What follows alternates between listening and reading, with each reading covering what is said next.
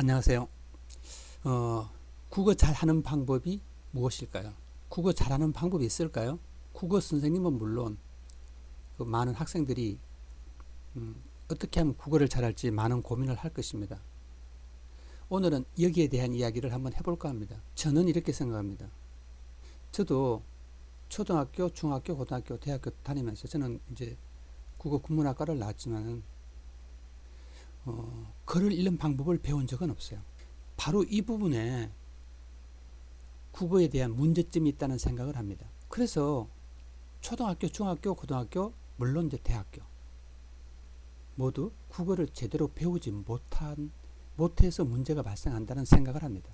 그럼 제대로 배우지 못했다는 말은 무슨 말일까요? 그러면 도무지 어떤 일이 벌어질까요? 첫째, 제대로 배우지 못하면 어떤 방법이 멋대로 됩니다. 그래서 체계가 전혀 없어지는 것이죠. 그 다음에 체계 없이 뭔가 점점 굳어지면 우리가 배운 공부는 어떻게 될까요? 수많은 노력을 해도 쓸모가 없게 됩니다. 그러면 도움이 되지 않는 노력을 끝없이 하게 되는 것이죠. 여러분 생각해 보세요. 수많은 강의를 듣게 되고 많은 문제집을 풀고 아무리 노력을 해도 국어 성적이 향상되지 않습니다. 또 어떤 사람은 자기 주도적인 학습을 한다고 혼자 분석이라는 것을 합니다. 그래서 물어봅니다. 어떻게 분석을 하니? 자기가 사용하는 분석이란 말 자체가 사실은 분석이 아니죠. 모두 의미 없는 노력을 하게 되는 것이죠. 그래서 학생들은 한계를 느끼고 이렇게 노력하면 뭐하니 하고 노력의 무의미함을 느끼기도 합니다. 당연히 힘이 빠지죠. 어떤 학생은 포기를 합니다. 하지만 대학을 가기 위해서거나 어떤 목적을 위해서는 국어란 과목은 포기할 수 있는 과목이 아닙니다. 그럼 어떻게 하면 될까요? 그래서 많은 학생들은 국어에 더 많은 시간을 투자합니다. 특히 뭐냐면 국어는 학년이 올라갈수록 투자를 합니다. 뭐 초등학교, 중학교 때 별로 학원을 안 다니거나 시간 투자를 하지 않는 사람도 고1, 고2, 고3 학년이 올라갈수록 국어에 대한 시간을 늘리게 됩니다. 국어에 대한 시간 투자를 해도 안 되면 학원을 하나 다니거나 두 개 다니거나 인강을 듣거나 해서 배우는 시간을 혹은 강좌나 어떤 학원을 늘립니다. 결국 모든 것이 공부의 양을 늘리는 것이죠. 그래도 많은 학생이 실패를 합니다. 그래서 학생들은 방황을 합니다. 선배의 조언을 듣기도 하고 그래서 여러분 잘 아시겠지만은 수많은 카페가 있습니다. 공부와 관련된. 여러분 뭐 대표적으로 잘 아시는 수만이도 마찬가지고 오르비도 그렇고요. 그래서 카페나 여러 가지 카페를 보면서 정보를 찾아다닙니다. 여러분 약간 도움은 없지만은 아주 본질적인 변화는 일어나지 않습니다. 그래서 대부분 실패합니다. 왜 그럴까요? 여러분 대부분의 선배들 이런 사람들이 제공하는 것은 어떤 아주 기본적인 원리를 제공하지 않습니다. 어떤 특별한 개념에 대한 것이 아니라 어떻게 단순한 경험이나 기술을 제공하는 것이 대부분입니다. 물론 굉장히 귀한 정보를 얻는 경우도 종종 있습니다. 하지만 역시 대부분 실패로 돌아갑니다. 그래서 여러분 많은 학생들은 재수를 하고 삼수를 합니다.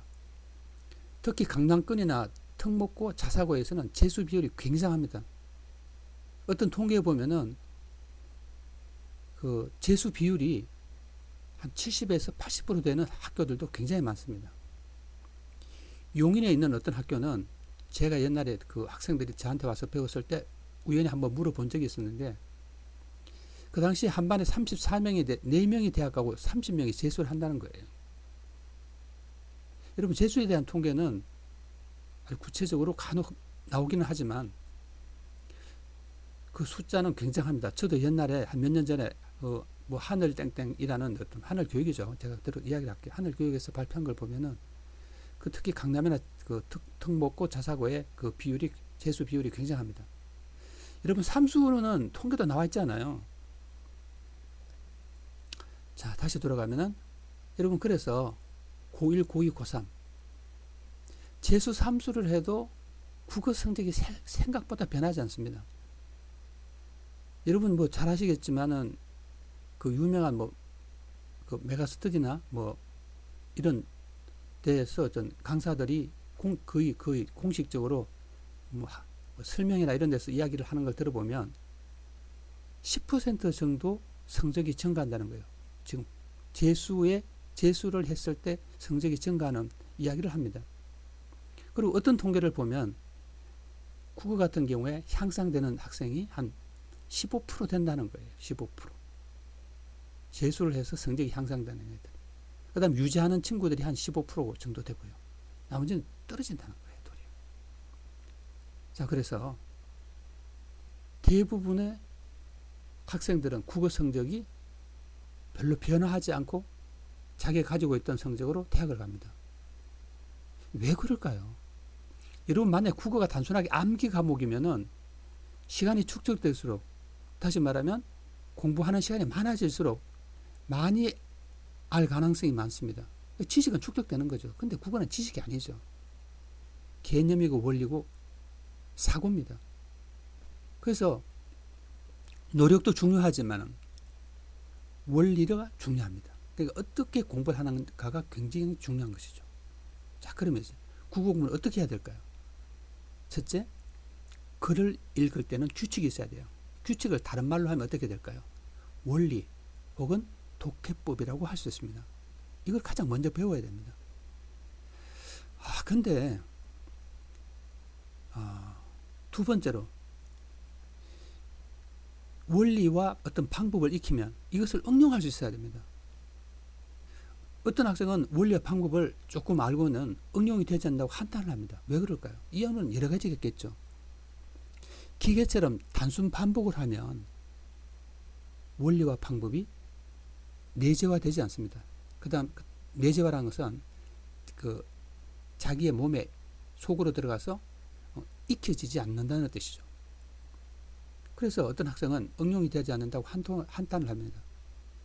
좀 전에 말씀드렸다시피 기계처럼 단순 반복을 하면 국어는 늘지 않습니다. 바람직한 국어 방법이 아닌 것이죠. 그래서 단순히 어떤 원리를 어떤 암기처럼 지식처럼 받아들여서 공부하는 사람들은 금방 한계를 느끼고 좌절하고 또 포기하게 됩니다. 이런 친구들은 그런 스타일의 어떤 사고방식이 있는 거죠. 그러면 거기에서 머물면서 적당한 수준에서 공부를 할 수밖에 없습니다.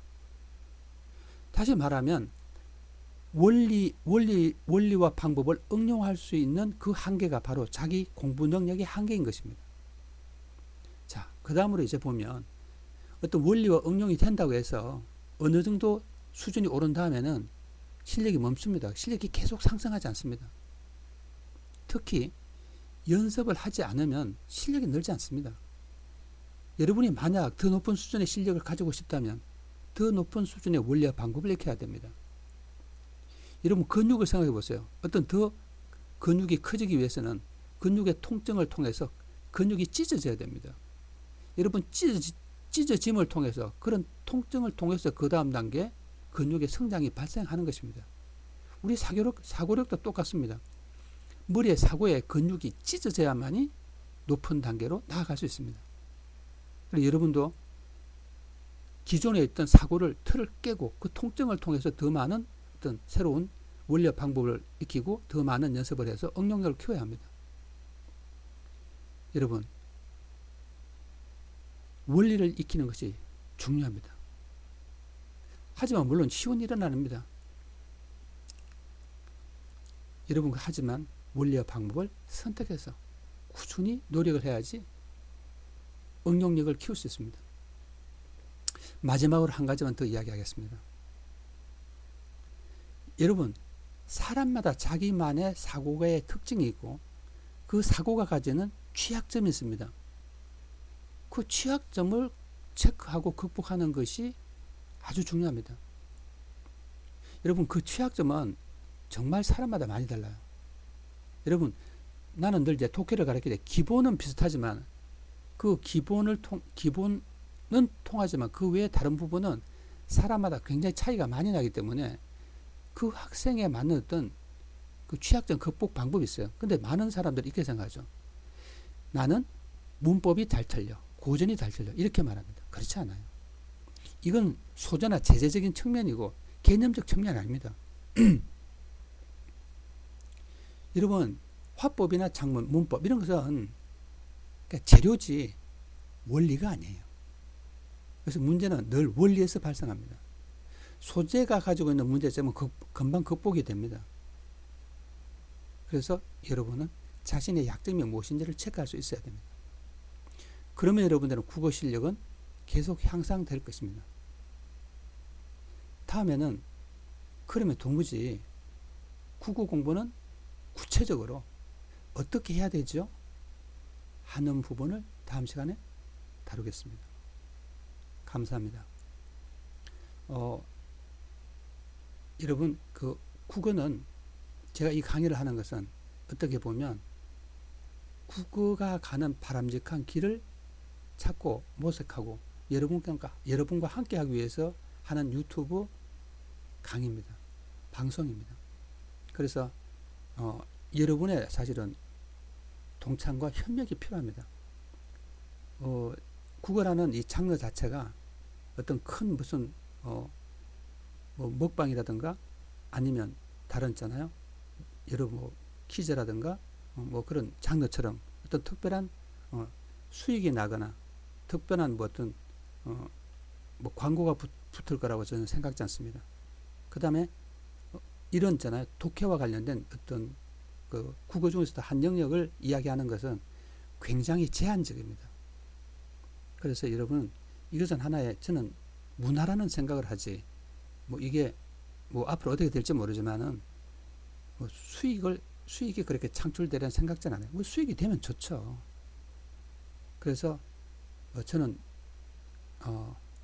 제 이 이야기를 듣는 사람들은 이게 하나의 새로운 문화라는 어떤 개념으로서 동참하고 협력했으면 좋겠다는 생각을 합니다. 감사합니다. 다음 시간에 국어 공부 어떻게 하는지 좀 더 구체적인 방법을 이야기하고자 합니다. 안녕히 계십시오. 다음 시간에 뵙죠. 감사합니다.